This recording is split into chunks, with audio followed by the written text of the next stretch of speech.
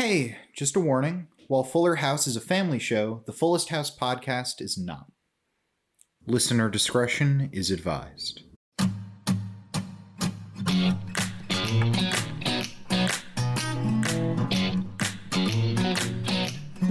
Hello and welcome to the Fullest House, where MILF stands for Moms I'd Like to Fuller. We have fun here. I'm Mark Greene. I'm Harrison Bloom. And I'm Zach Horowitz, and yes, we do indeed have fun here. We do. And what a fun episode. What a weird episode. Was it a fun episode? I don't know. I was trying to do one of your great transitions, Zach, and I think I beefed it. I think you did pretty good. I mean, it needs a little bit of work, but it was definitely there. Like, you're definitely, with some practice and some time, you'll get there. You want to take it? You want to give me a transition? Sure. Speaking of not so great transitions, this episode was called The Not So Great Escape. See what I did there? See what I did there? Wow. Oh, damn. Only a true transition master. I've been kind of making fun of you for the transitions, but that was fantastic. Thank you. I am in awe. Oh, thank you. Oh, I feel so good right now. Someone finally acknowledges my killer transitions. This episode, I'm tempted to call this episode a bit of a mess. Yes. You'd be correct in that sense. A lot of weird stuff happens with very bad pacing. Yeah, a lot of stuff happening. Yeah. Uh-huh. It's a very chaotic episode. Mm-hmm. So let's try to break this down. Yeah. Okay, so we start with... Where should we even begin? So Steph is watching over the Tommy. baby. Yeah, Tommy, because she has no life. Yes, and he keeps looking up. He keeps looking up, and that confuses her. And the show makes a hilarious joke about how she's confused that he keeps looking up.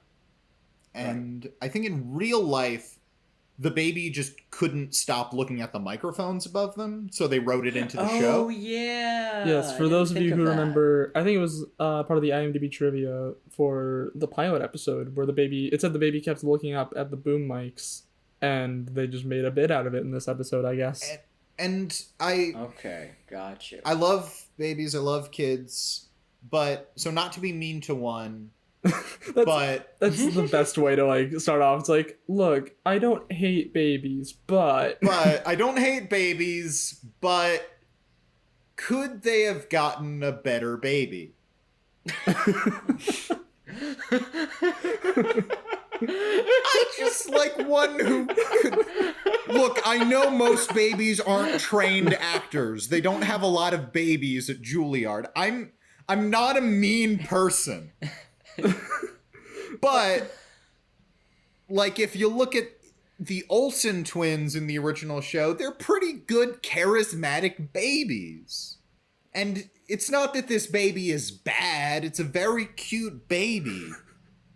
But he's just a little inexperienced. Both in life and in acting. What we need is for one of the Olsens to have a baby, to replace the baby on Fuller House. I thought you were just gonna say, can we get the Olsen twins in here to play Tommy? Can we just... We'll lampshade it, but just a full-grown woman playing a baby. It did occur to me, but it was too surreal even in my own head, so I had to skip over that.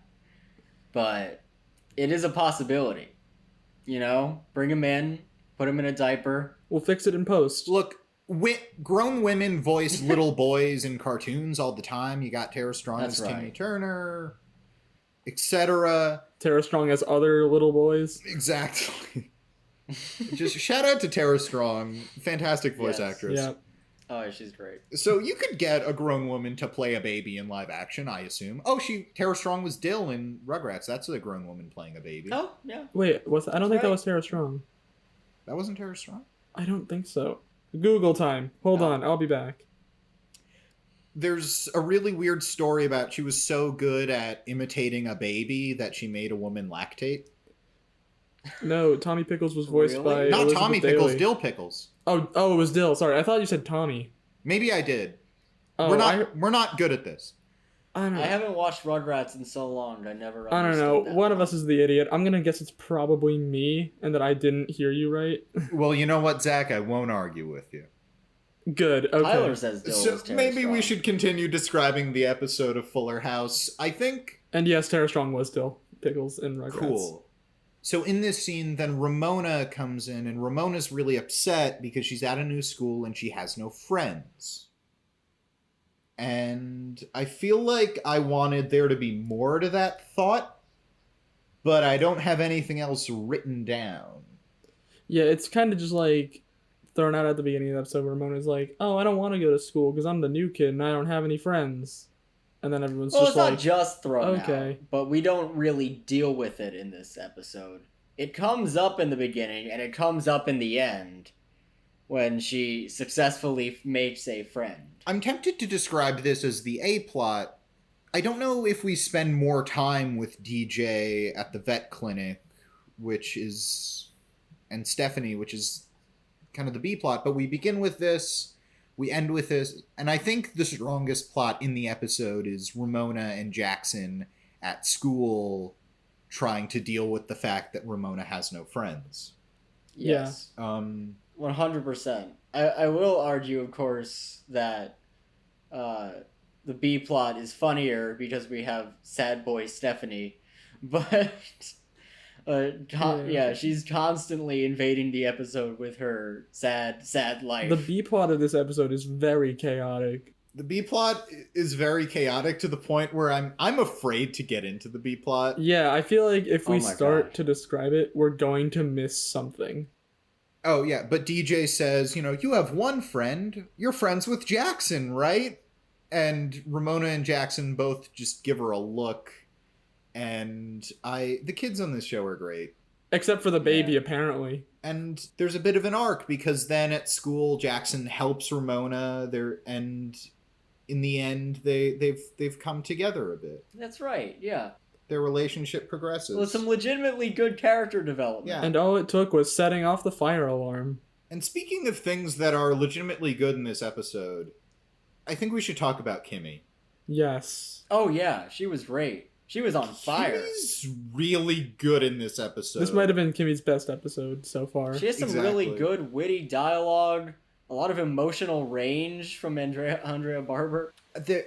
There's a great joke where DJ is loading Jackson's lunch into his lunch bag, and Kimmy says, "Oh, Ramona likes it when I make her lunch," and she puts a $20 bill in Ramona's lunch bag, and then gives her more for dessert, and it's more money. And it's a good joke. I didn't deliver it well. I'm sorry, you guys. It's okay, we forgive you. You guys are the best. Aw, friendship. We'll try to move past it. I thought you were going to mention the joke where later in the episode, things got really chaotic. Basically, alright, I feel like I gotta go through like most of the B plot first. There is a more recent joke that I really liked where Ramona says something about, "You left me somewhere," in order to say that Kimmy is a bad mom. Oh, the ball pit at McDonald's. The ball pit at McDonald's. Oh, yeah. You left me at the ball pit at McDonald's. And Kimmy says, "I didn't leave you. I forgot you." Which is a good line. It's a very That's a good good line. line. We did very Yeah. much enjoy that line. I usually don't like Kimmy's lines. She was great. This was a very good episode for Kimmy. This writer, who what was the name of the writer again? He really Gottlieb. killed his Kimmy. He understands her voice. Andrew Gottlieb. Yeah. He really understands Kimmy's voice. I feel like I should also mention that he has a book called Drink, Play, Fuck, which is a parody of Eat, Pray, Love, which we only found out because of Tyler, and that's incredible. I think he's kind of becoming my hero. It is possible, just looking it up, on his Wikipedia page, it does refer to it as just Drink, Play, Fuck, but it also says Drink, Play, Fuck, one-man search for anything across Ireland, Las Vegas, and Thailand. Which is like 3 very random places. I think those are 3 places where a lot of shit can go down, is more what that is. Okay, yeah, yeah, fair enough. Actually, you're right. But my point was just that Andrew Gottlieb is my hero. Our hero. Our hero. You're right. Yes, 100%. We're all in this together, you guys. He gave us a wonderful episode of Fuller House. Wonderful is a strong word. let's get into the B plot. Yeah, let's get into the B Yes. plot. It's very chaotic. Let's try and run through the main beats as well as we can. So, Yeah. DJ's working her job at the pet care and the vet clinic. And her boss is just, he's not a good boss. No. He's leaving. He doesn't tell her that his son, the first appearance of our boy Matt. Our boy Matt. There's not a ton of Matt in this episode, but boy howdy do we like Matt Harmon. Oh yeah. That's one way to Oh, put yeah. it. He was off his game, and it was wonderful. Honestly, there was a moment. I liked his scene, and I'll tell you why. Oh no, his scene was good. His scene was good, but it was good very specifically because it felt like a meet cute, but it was a very one-sided Yes. meet cute. Yeah, that's a good way of putting it. Yeah.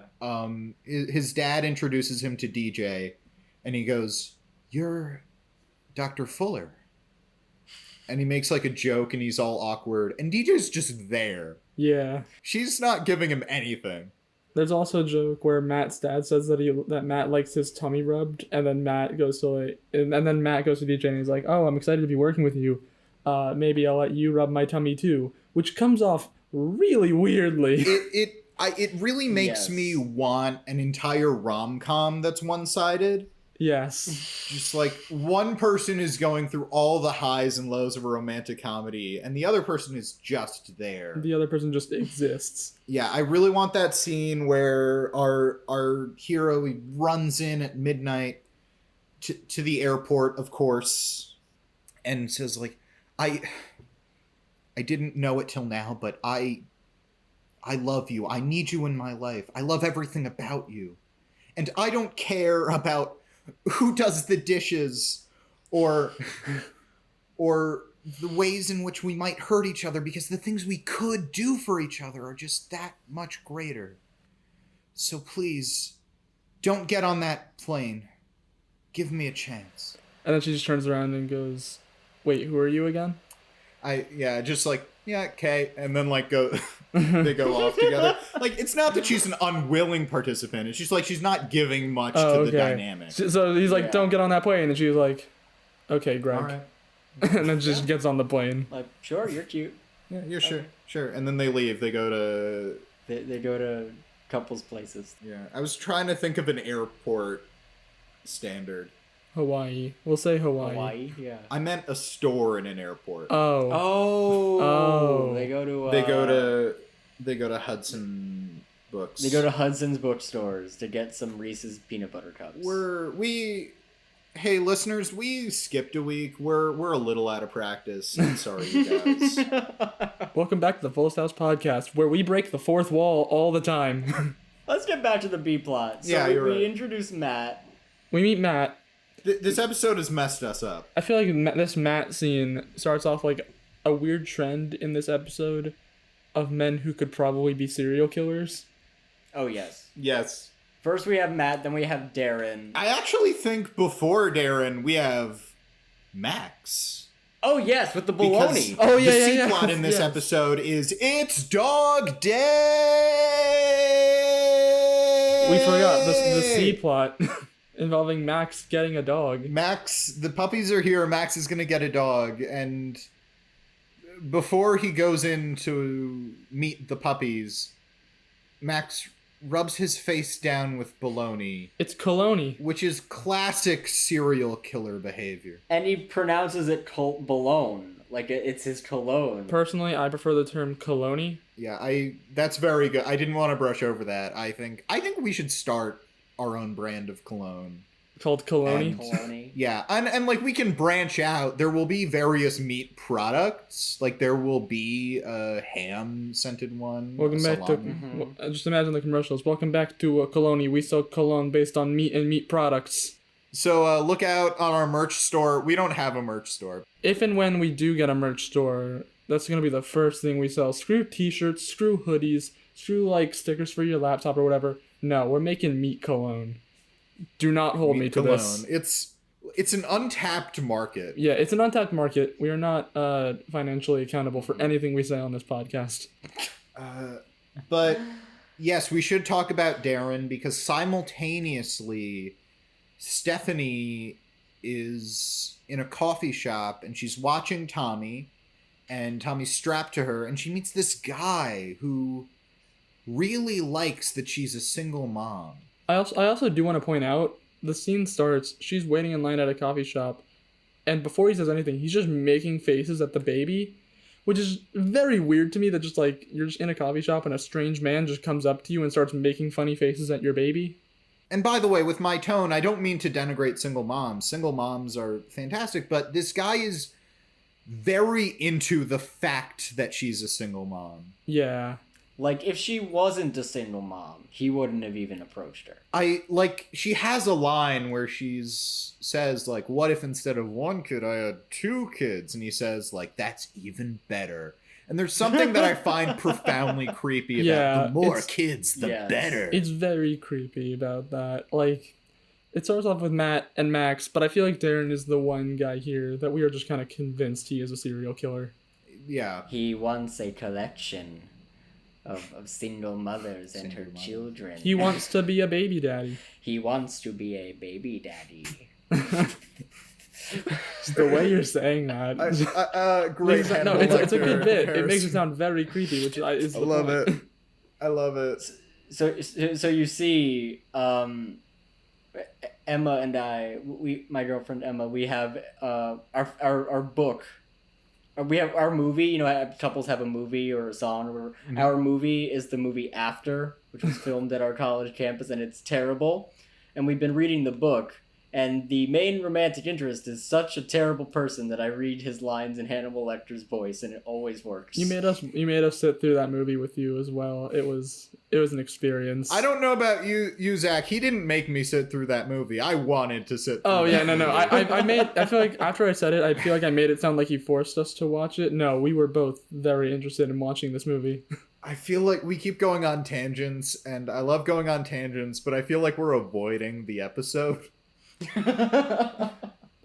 You're right. Okay. So Darren, serial killer, approaches Stephanie, and he's also confused by the baby looking upwards. And then he helps Stephanie avoid credit card debt. Actually, he doesn't. He doesn't do because Stephanie goes to pay for her muffin and coffee, and it's like $18, and she hands the barista a bunch of credit cards. And they're all maxed and out. She's like, I have no money. And in a brilliant moment of setup and payoff, we have now set up that Stephanie is broke. DJ calls her saying, I have a job and I need to do, and I'll pay you money, because DJ's receptionist is out.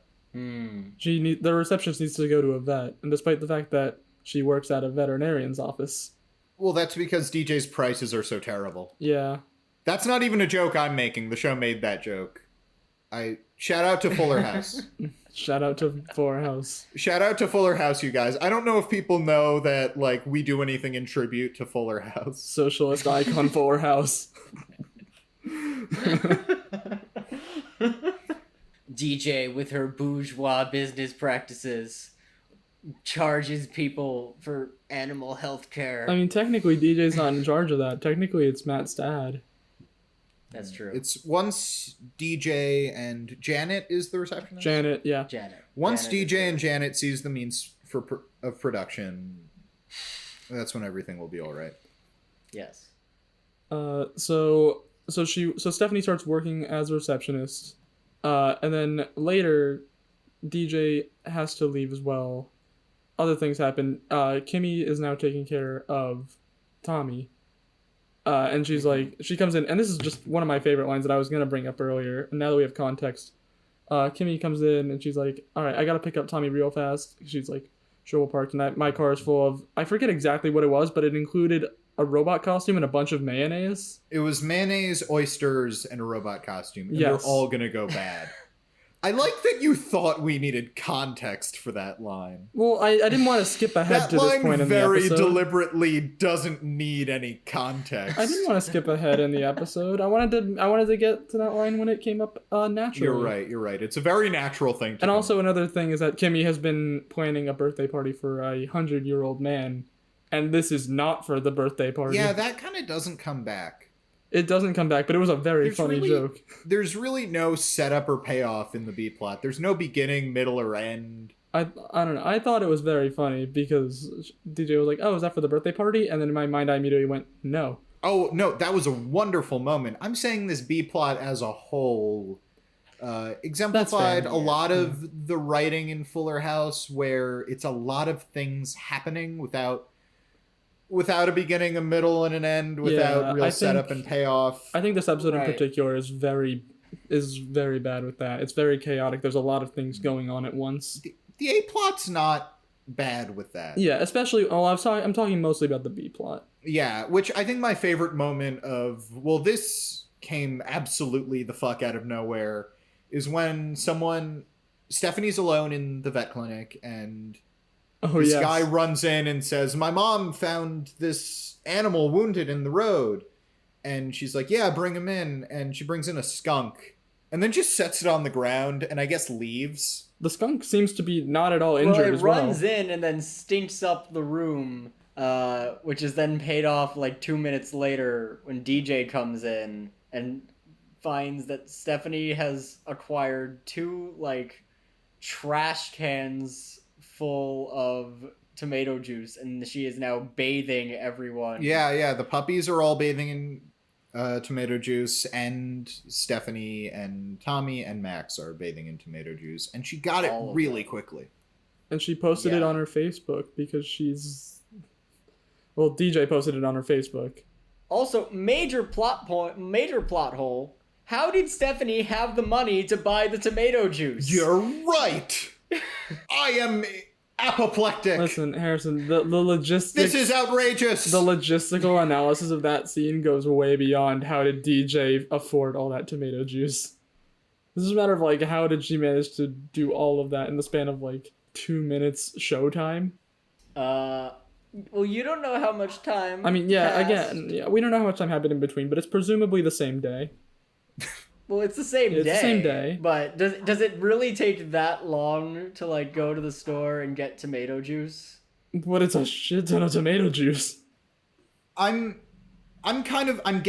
get back to it, but I'm getting a little tired of this B plot. So, do we want to go to Ramona and Jackson again? Sure, let's go back to Ramona and Jackson. So, Jackson comes up with this brilliant escape plan to get Ramona out of school because she doesn't want to be in school. She doesn't have any friends. Well, before we do that, I do want to mention a moment when he first offers to help Ramona escape and she accepts. He assures her he has a plan because, guys, Jackson is a little bit of a bad boy. He is a bit of a bad boy. I'm not going to reuse my amazing transition from the last episode, but I could. I'm not going to.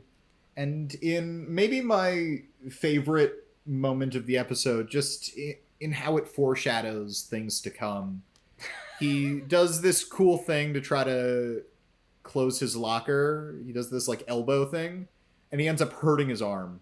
Because it's not like a cool elbow. He just goes like, boom, like just like slams it shut with his elbow. Yeah, but he's trying to be a cool guy, and he fails miserably. He's pulling a Fonzie with the jukebox. And he like hits his funny bone. Yeah. He's our sad boy, though not truly yet. I love my sad bad boy. He tries to do like a cool one-liner before it, and then he just does that, and anything from the cool one-liner is just worn off. Wait. Before we get into Jackson and Ramona, do we want to do Sad Boy of the Week? Well, I actually just wanted to mention a line that we skipped over, okay, yes. I can't believe we skipped over it. Yes. But when Stephanie first meets Darren and she's telling Darren that she's a single mom, he has the line, and I quote, "Nothing sexier than a multitasking single mom, leaning in and doing it all." Which, it sounds like the first line of, like, a movie about a single mom, but if you just say it to someone on the street, it sounds really creepy. She was a single mother, leaning in and doing it all. He was a creepy guy in a coffee shop. It turns into a horror movie. Really had a thing for single moms. He also wanted to do it all. if you know what I mean. I think I do know what you mean, but Harrison, you were saying something about Sad Boy of the Week. I don't think I know what you mean. Oh, he was talking about sex. I thought. Oh, he was talking about sex. I thought he was talking about sad boys. Ladies and gentlemen, Sad Boy of the Week. That was a really bad transition. I'm sorry. I was in the middle of a transition, Zach. No, I'm the only one who can do transitions. Zach, you have to have the transitions. This is my segment, goddammit. You don't own Sad Boy of the Week. Now, last time on Sad Boy of the Week, well, between last episode and this episode, I came up with the idea of keeping a leaderboard of our Sad Boy of the Week and seeing who is the saddest boy for the entire show. Uh-huh. So, currently, our standings are as follows. We have Steve with 1 point, who didn't make an appearance in this episode, Stephanie with 1 point, and Macy Gray with 1 point. I bet Macy Gray's gonna win. The fact that she is on this list at all is amazing to me. What happens at the end of the show when we tally up who's the saddest boy? The winner gets the satisfaction. Are we gonna mail the actor like a gift card? Yes. I was going to say we should invite them on the podcast, but I think that we should definitely send them a prize. I mean, we've already been begging Juan Pablo Di Pace to be on our podcast. Which, by the way, Juan Pablo Di Pace, come on the podcast, please. Please, Please Juan come on Pablo. our podcast. And honestly, he's probably my bet for who's probably going to win at the end, even though he has not cracked the leaderboard yet, and he wasn't in this episode. Some of my favorites for winning the show aren't on the board yet. No. Yeah. No, not yet. But let's get into it. Who are our nominees? So, I think the most obvious one is Stephanie. Steph. Oh, yes. I was going to say her first. She is so sad in this episode. Like, before they set her up as, like, a reasonably successful DJ with a life, and now she's broke. what does she become? She's been in the Fuller house for, like, 2 weeks, and she's, like... She's broke and dumb and is lying that her sister's kids are hers to get with some random guy in a coffee shop. What's the long game, Stephanie? What's the long game? There is no long game at this point.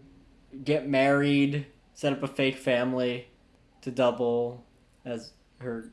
to pretend to be her children. Do we have any other nominees? I'm tempted to throw out Matt, though I don't think he'll win, just because of his very one-sided meet cute. I think, yeah, it's definitely worth a mention, but I don't think there's enough Matt in this episode to warrant being the sad boy of the week. Tyler has a nomination. It's Matt's dad for for completely forgetting to notify his one employee. Yeah, but is he a sad boy or a bad boy?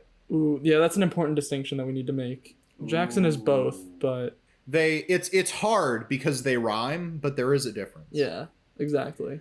That's a good question. I want to throw out, and hear me out here, Kimmy. Yes. Yeah, I was thinking about throwing out Yes. Kimmy as well.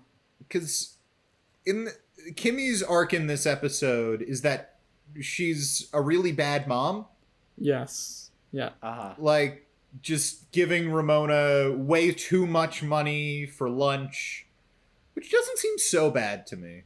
If you can afford it, I just don't. I guess that's her allowance too. Who cares? Oh, there is the end where I guess we're getting a little bit ahead of ourselves, Yeah. but she does at the end try to reward Ramona for ditching school with a spa day because she doesn't want to make Ramona any sadder, and that's pretty sad of her. And DJ calls her out on it, and Kimmy Yeah. says, I can't be tough with her while her parents are divorcing and she's moving to a new school, which is fair. But also, I do like the fact that Kimmy's a bad mom deliberately. Like, it's not even I'm not going to be harsh with her. It's, I'm going to be a bad mom. I'm going to just give her money, no questions asked, and I'm going to take her to the spa when she gets suspended. So she's a little sad. Okay, yeah. I think Kimmy's definitely worth a mention. Is there anybody else we want to bring up? Like, I feel like a lot of people have, like, a little bit of a case, but I feel like there's not much of a case to be made for anybody else. Like, Ramona's literally sad. Yeah. She's actually Yeah, sad, she's actually but sad. she's not pathetic. She's just going through a rough time. Yeah, like Yeah. viewers, for the uninitiated, when we say sad boy, we mean sad boy in more of the term as pathetic. And like humorously pathetic, Yes. not just living a bad life, like just pathetic to the point that it entertains us. Yes. Yeah. We're sociopaths. Yeah. I went on a whole tangent about how a baby was a bad actor. I can say that. Do we want to put Darren as a sad boy? I don't know if he's so sad. He's weird, but not sad. Yeah. This episode is confounding me. Yeah. Tyler does put out one more nominee. I think we should vote soon. But our special guest star, Stephen Tobolowsky, great comic actor Stephen Tobolowsky, who's in one scene of this episode as the science teacher. Yeah. Yeah. I also do want to mention as well, just again for context, the Jackson's escape plan is set off the fire alarm by making a smoke bomb, and there's volcano projects. Volcanoes start erupting, and Ramona sneaks out of the school during the commotion. And then later, Jackson's talking about the volcano erupting, and I'm just going to tie in IMDb trivia here as well. And this is like the only one that I thought was really funny in this episode. It says, and I quote, Stephanie has an odd look on her face after Jackson talks about erupting his volcano, implying he was doing something inappropriate. I didn't even register that. Yeah, I didn't either. I just Fuller saw that in the House. IMDb trivia afterwards, and I was like, this is going in the podcast. Get your head out of the gutter, Fuller House. I think that's another point in Stephanie's favor, honestly. I think it's time to vote, and I think I'm going to vote for Stephanie. I'm going to vote for Stephanie as well. Oh, Stephanie, 100%. I usually go through and sum up the cases, but I think Stephanie is the only one with a strong case here. Was there any doubt? I mean, Yeah. she lets the skunk stink up the office. She has massive amounts of credit card debt. She bathes in tomato juice, which is then posted online She for all to bathes see. in tomato juice. She's very sad. She's very in this sad. Episode. She presumably has sad, meaningless sex with Darren before ditching him, so she doesn't have to Yes. pretend she has 2 children for the rest of her life. And with that, we have our first 2-time sad boy of the week, Stephanie. Yay! In the lead! The current leader. Tyler, if you could edit in like cheering or music or some sort of like Leave that trumpet entire or thing. something Leave this entire thing when in, we Tyler. when I'm cheering. That was the point. I was doing a bit. Okay. Okay. Hence the voice. Anyway, ignore Zach in that part right there. I'm sorry. What? Yeah, if you could. Did you say something about? This say is something about me? Yeah, this is an I'm ASMR sorry. podcast. Is this a part of is this a part of some private conversation that I'm not supposed to be privy to? We do have one shared brain cell, apparently. Yes, the three of us have one entire brain cell that is shared between the three of us. I repeated hard what Mark because we're said in different because, houses. as we mentioned earlier, I did just repeat what Mark said, and that is, in fact, because we do have that one shared brain cell. Anyway, this bit is dead. Let's move on to something else. What else is there to talk about? The escape plan goes poorly. Yes. Ramona is caught by a security guard as soon as she jumps out the window, who then puts her back into the classroom where the sprinklers are going off. Yeah, I remember I felt gratified because when Jackson sets off the sprinklers so Ramona can jump out of the building, I did have the thought, wait, when there's a fire alarm, doesn't everyone go out of the building? Yeah. And Ramona then is immediately turned back in by a security guard and says, Jackson, you forgot that this is where everybody lines up when there's a fire drill. Yeah. So kudos, Fuller House, for you used legitimate thought to make a joke. It was nice. I do want to think it's very weird that the security guard made her go back into the classroom where the sprinklers were going off. That is true. This is a bad security guard in a bad school. And the security guard didn't know there could have been an actual fire in there. I know. I wonder if it's like his training, if it's just like you catch a student, you turn him into the nearest teacher. It's like, well, I guess that there's a teacher in that burning building. So go back in there. I'm not gonna go in. What am I, crazy? But anyways, they find out Jackson and Ramona are both suspended, which then causes Stephanie to be alone in the pet clinic. There's also a very good line from Kimmy, where Kimmy's just like very good this episode, because this happens like when they're all in the pet clinic together, where Kimmy's picking up Tommy. DJ gets a call saying Jackson's suspended. She hangs up. Kimmy gets a call saying Ramona is suspended. And Kimmy's just like, huh, isn't it weird how both of our kids are in trouble at the same time? What are the chances? Who would have thunk? I feel like we're pitching a new spin-off every episode.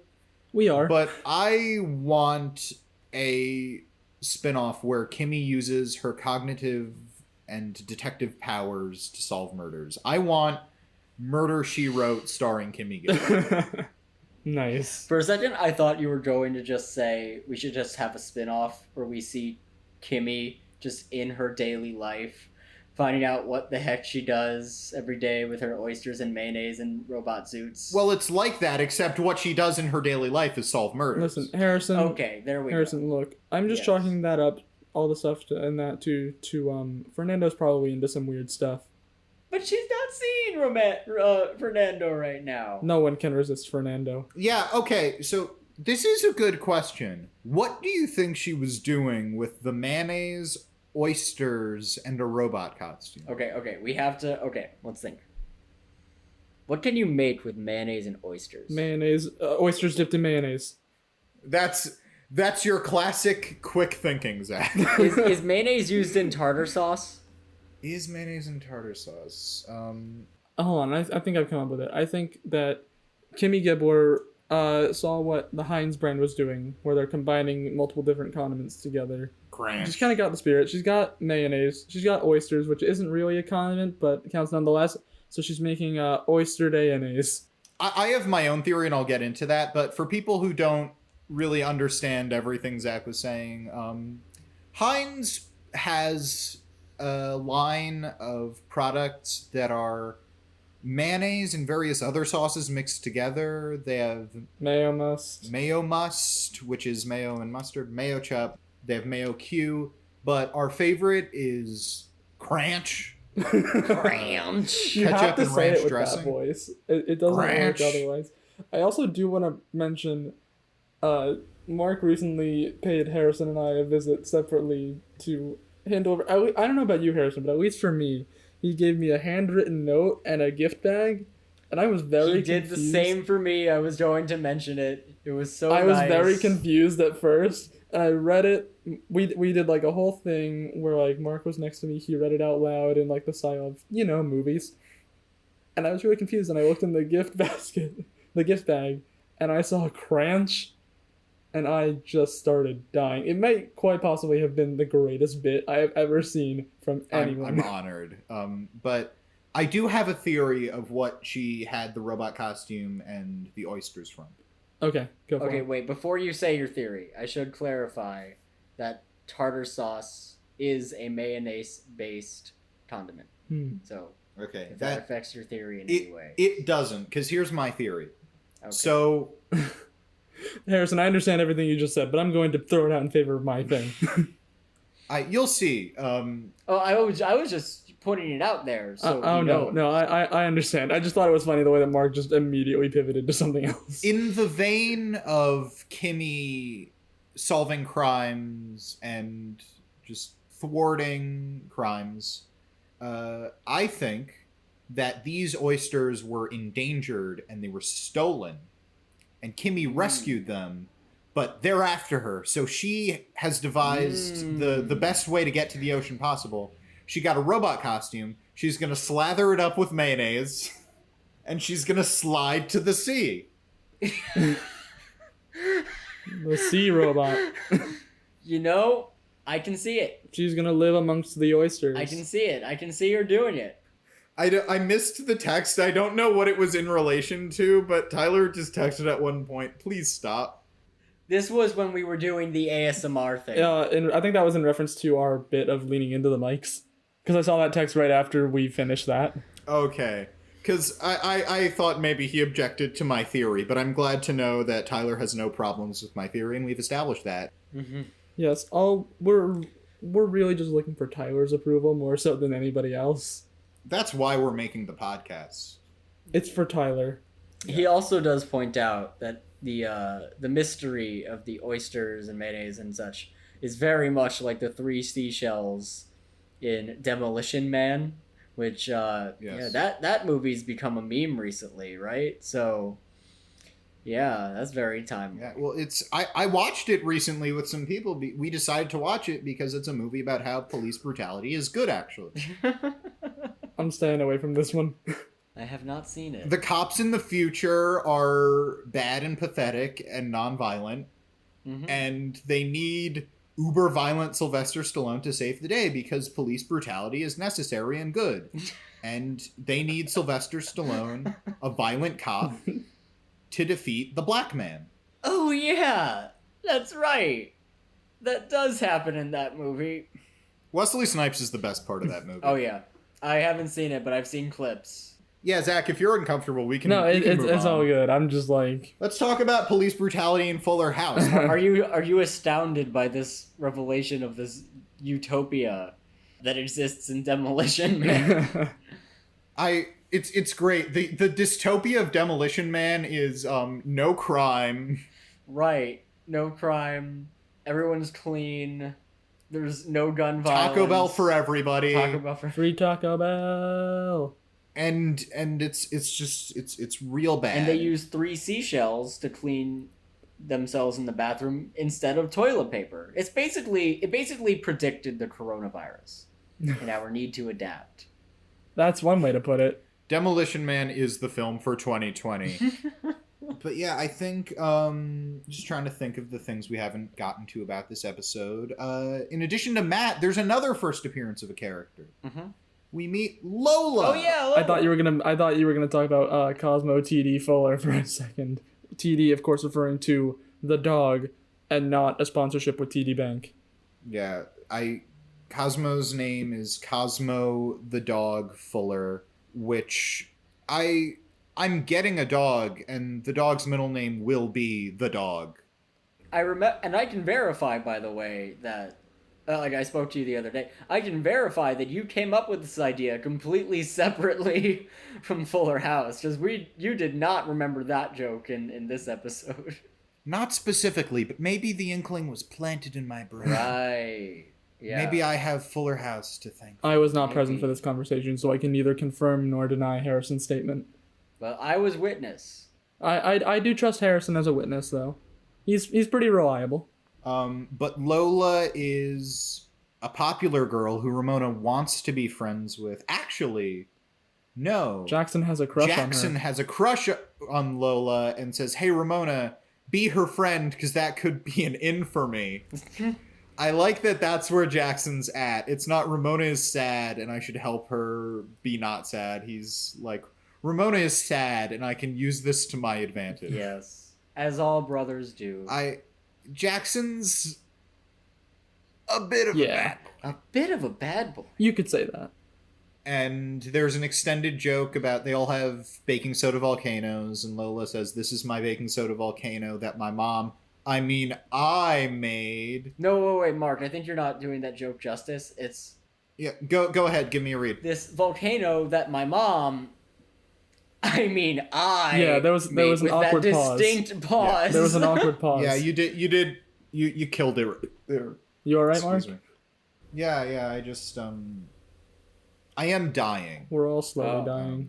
So we have to make this podcast fast. Oh shit, we better get to it by actually talking about what happened. So she's doing this volcano, and she has that joke of my mom, but then she fucks up because she keeps going and says, "Is a replica of the volcano that my mom, I went to on my honeymoon." Wait. It's a classic TV bad liar thing. Yeah. People on TV are horrible liars. They can't just say something. It has to be this whole thing about my mom, and they just can't And Keep the it teacher up. is just not having it. It can't be that hard, right? I mean, I certainly never mess up when I lie. Never ever. It's so Tell me a easy. lie right now. This episode of Fuller House was really good. See, you did perfect. You gotta believe in yourself, Harrison. Don't talk down about yourself. Thank you. Talk down about Fuller House. But after they set off the sprinklers and Ramona tries to escape, Lola suddenly thinks that Ramona's really cool, so Ramona does get a friend. Yay! Friendship! But Lola is mad at Jackson. Because now her mom has to make a brand new volcano. Yeah. But I think there's a spark between them, you Oh, guys. We're getting a lot of love in this episode. The inklings of romance. Romance. Darren, Darren. Matt. Darren, Matt, Lola. This is a very romantic episode. We didn't realize it till now. Almost an hour into recording. This is our Valentine's Day special, even though it's going to release not Yeah. at all close to Valentine's Day. It's Valentine's Day in July.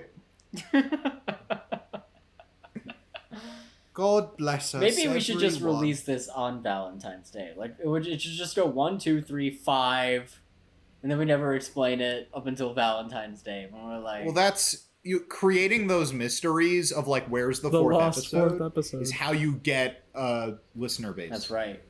Season 4, episode 4 of Sherlock. It's going to come out one day, guys. It's going to come out. out. So basically, that happens. They're back home from school after being suspended. DJ gives Jackson a huge list of chores to do while he's suspended, where Kimmy is like, "Oh, Ramona, you're suspended. That means spa day time, and you can say hi to your old friends at your old school." And DJ pulls Kimmy aside, and there was one line that I liked there, because she said, "Look, I don't want to fight in front of the kids, but I do want to fight." And what I think was missing from that scene is that right after that, DJ should have just thrown a punch. Just a cheap shot at Kimmy. It's like, look, I don't want to fight in front of the kids, but I do want to fight. I agree. I don't know if I've ever said this, Zach, but you should write for TV. Yes. Yes. But not this episode, though, as this episode was written by our hero, Andrew Gottlieb, yes. Andrew Gottlieb. So DJ lectures Kimmy on parenting 101, and Andrea Barber has a surprising amount of emotional range as she cries, which, wow, I didn't expect this episode to go there. It's you're right in the feels. I was when Kimmy was saying, I can't be a disciplinarian. Fernando and I are getting divorced. She's going to a new school. I was having that thought of, DJ's husband is dead, right? Like, DJ's kids are going through a lot. Not to say that Ramona isn't going through a lot. That's a lot of stuff. But clearly, like, not the best argument in this moment, maybe, Yeah. is my point. Yeah. I mean, Kimmy just wants to be loved. the Fuller kids are, grieving, and they still listen to their mom for the most part. I feel like I'm being very mean, and I can't tell if I'm being very mean this episode or in general. Are we not always mean? I feel like we're always a little bit mean. I think we're always a little mean. I try not to be super mean. Most of the time it's Yeah. a bit. Most of the time it's a bit. I feel like we're not super mean. It's just this episode has been very chaotic for all of us. A lot happened. It's a lot. It felt like a lot happened, but also Strangely. nothing happened. But look at us now. Look how far we've come. Look at Look us. how far we Hey, look at us. 4 episodes in. Who would have thought? Already losing our fucking minds over this show. This show broke us, and it took It took 4 episodes. 4 whole episodes to break Harrison. We're done. We don't even need Juan Pablo Di Pace to come on this podcast. Do We're not done. say Don't that, say- Harrison. You take that back right now, Juan Pablo. If you're listening, if you're listening, Juan he didn't mean Pablo, it. he Juan didn't Pablo, mean it. please. He didn't mean it. I'm sorry, Juan Pablo. You know we want you on this podcast. It's so hard when we're already broken. Where do we go from here? Only one man can fix us, and that's Juan Pablo Di Pace. He is the only one. He is the chosen one. Well, I don't think I have anything else about this episode to talk about. So, but do we want to wrap it up? Yeah, I think we can wrap I it think up. we should wrap it up. Juan Pablo, please come on our podcast. Don't listen to what Harrison said earlier. Don't listen to what Harrison said. He didn't mean it. But for everyone who is listening, I do mean to say thank you for listening. Please follow us on social media. We are at Fullest House Pod on Facebook, Twitter, and Instagram. And on that note, may your houses be fuller and may your vet clinics be skunk-free.